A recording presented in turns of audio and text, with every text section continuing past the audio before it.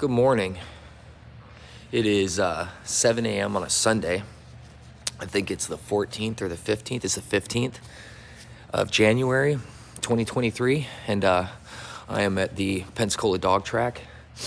I got a ride from my homie Clyde. He drove all the way to Navarre and brought me all the way back out to Pensacola so I could take a shot at making some money.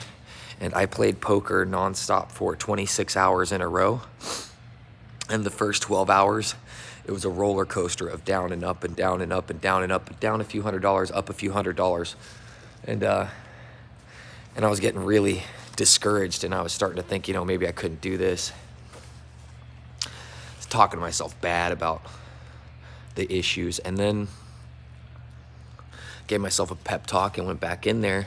And over the next 12, 14 hours, I played good, and I was at a horrible table, but I was getting really good cards, and I made about $700. So in the last 24 hours, I made about $700 playing poker, and I was really hoping it was about $3,000. So I've got a few hours this morning. I'm gonna go play some more poker. Cameras are not allowed here, so that's the only big problem.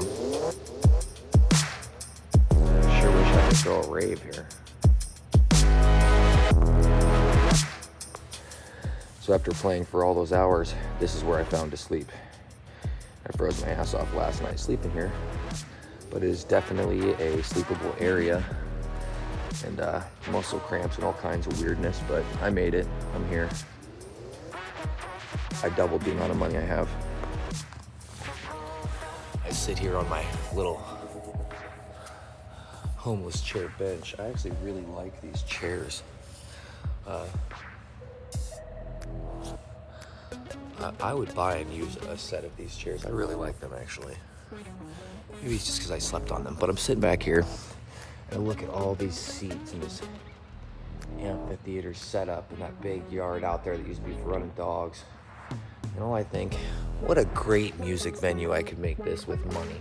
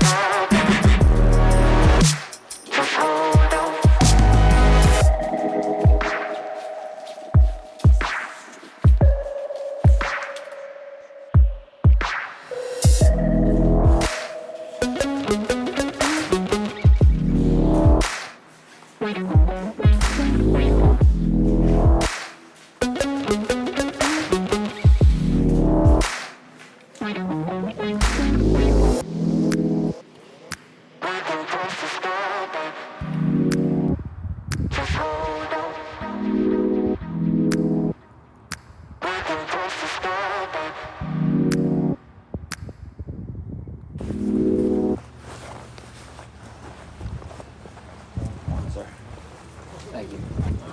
Appreciate that.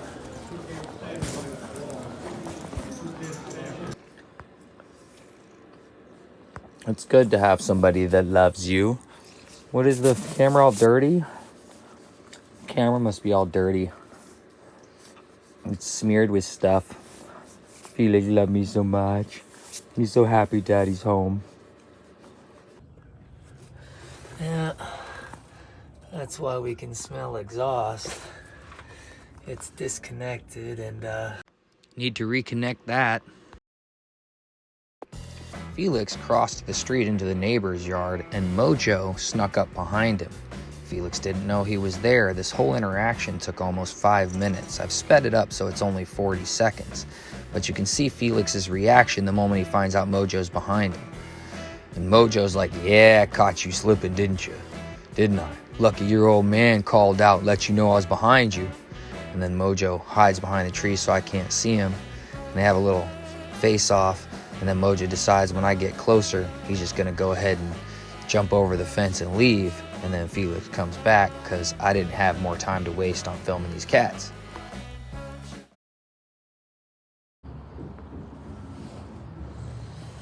All right, running some lines, making sure it's going to be set up correctly. I need to go and get another relay.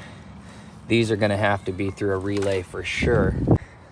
They run over to this heater core and run into this fan.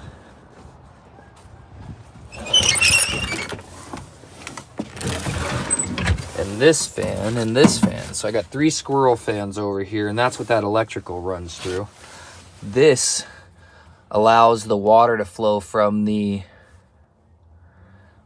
I forget the reservoir thing's name. Gosh dang it, it's a radiator. From the radiator into the heating unit over here, and then these fans blow the heat everywhere. That's pretty much how the heat works on this. But like everything else on this bus, nothing worked properly when I got it, and I don't trust any of this wiring is correct, so I'm checking and running all of it. Pretty much figured out where all these lines are going, but I still have this 122 and 113, and they're running to nothing here.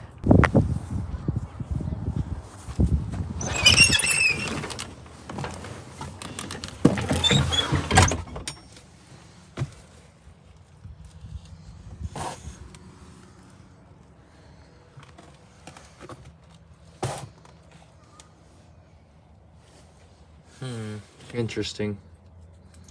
I don't know what to do. All right, so the way I figure it, 122 and 113 that are missing 2 plugins right here must be with this ugly shoddy job right here where things are combined like that. That looks like it. And they're running down into here, which means that probably both of these are running to one switch right now instead of one of them being separate. I thought there might be something in the heater that needs to be turned on, but I'll bet you if I take all this off, what I'll end up finding is that nothing in the heater needs to be turned on, because the heater is run by the water from the engine, not from some electrical element. So, yeah. Just pulled this down. It wasn't liking something going on. Maybe this is from part of where that burning smell was when I hooked some stuff up the other day. Or maybe it was burning like that before I ever got here. So yeah, this is a problem. I pulled these things apart, and so yeah, I'll bet you this was an immediate fix to a relay going out. And so they wired it like this so that one switch would turn 2 things on instead of not being able to turn something on. That's what this appears to be. All right, so that's definitely what was going on. Somebody was jumping stuff instead of fixing it. And so this is how it's supposed to run. I'm pretty sure I have it run correctly to what is supposed to be what. I've got the fan blowers poorly labeled because, God, when I write fast, I can't write. This one looked like it said the face instead of the heater, and I wrote fam instead of fans. So, yeah, I'm a dumbass. But beyond that, all of this needs to be replaced. Like, these are useless without this hose being replaced. And I can just imagine the paper crap that would come out of these things. They're just destroyed. So I need new hoses. There's a bunch of different sizes. Yeah, need new hoses.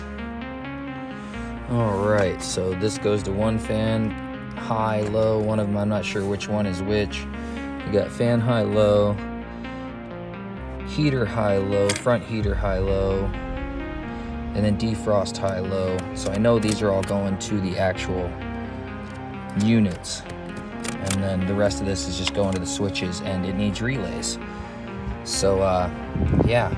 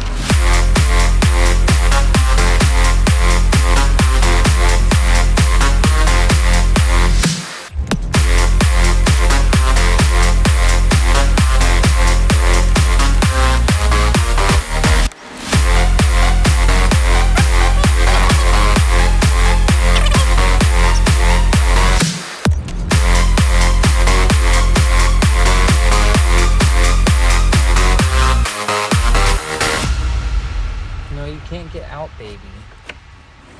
I'm sorry. You can't get out.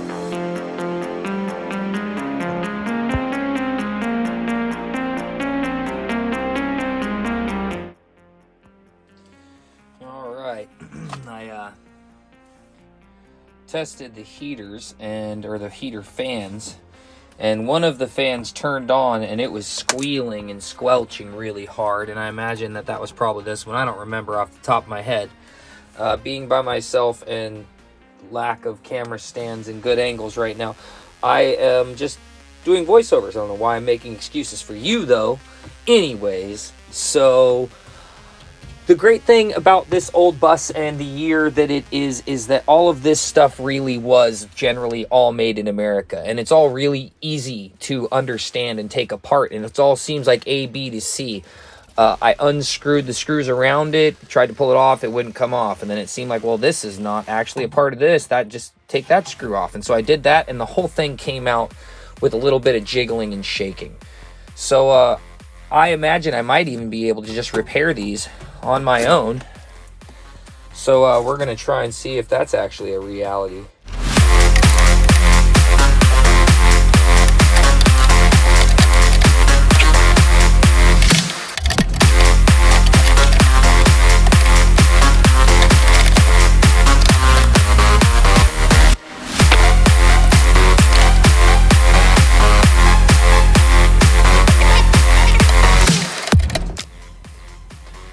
Not surprising, it appears that all three motors are generally about the same.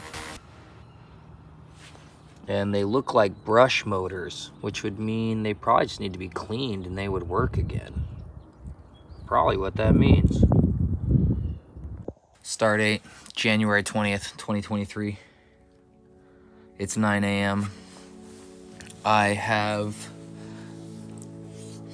spent almost all of the profits on necessities, including a little bit towards bills, almost $100, more like $70 towards rides and food when I went out to play poker. The profits are gone towards everything except for the part that gets me back on the road, basically. Everything else that was needed. My bankroll is back to generally where it was, which was not big enough to be trying to play poker professionally to begin with. Feeling squeezed again. It's Friday, and I'm trying to figure out and finish rerunning the wiring for the heaters and the fans that are connected to the heaters. I keep always seeing something that needs to be replaced, like this phone. It's got damage on it. I have to trade it in and get a new phone. I think they've been screwing me on my bill anyways, so I should call my phone company. It's about the only bill I've paid right now. My bank accounts are all upside down. I found the part. I found the part I need. The only problem is that there's only one place that can provide it for me that at this point that I've found, and it's gonna cost me $300. The gentleman from Ward Industries was extremely kind, found it, the only person that's been able to find it, and then gave me parts numbers, which has been no good for finding the part being anywhere else. I'm pretty sure I could probably pick up drag bars and find one that would work if I was in an area where I could purchase and return or whatever, which heavy duty vehicle places charge you 20%, so buy 5 of them and get it wrong and you paid for one. There's always something more to do.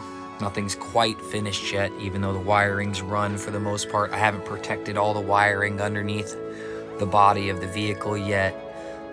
Keeping a camera on me all the time while I'm doing stuff gets difficult, and I'm always going back and forth to finish stuff up because nothing's quite dialed in yet. Getting $300 for the tie rods is a must.